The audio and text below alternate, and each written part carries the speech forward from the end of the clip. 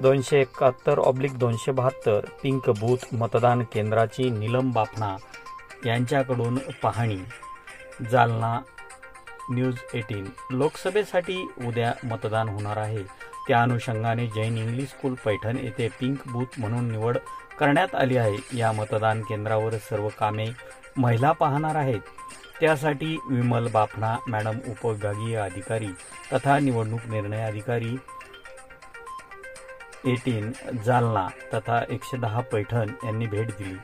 केंद्र क्रमांक 271 व केंद्र क्रमांक 272 तारगल्ली पैठण केंद्राची पाहणी करून समाधानही व्यक्त केले।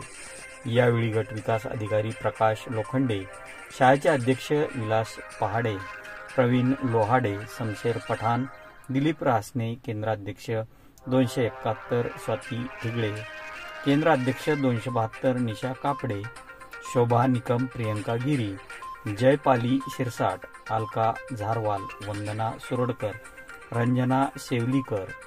आपण पाहत आहात न्यूज लोकमंचसाठी वृत्तनिवेदक विजय शिवगजे, ब्युरो रिपोर्ट पैठण छत्रपती संभाजीनगर।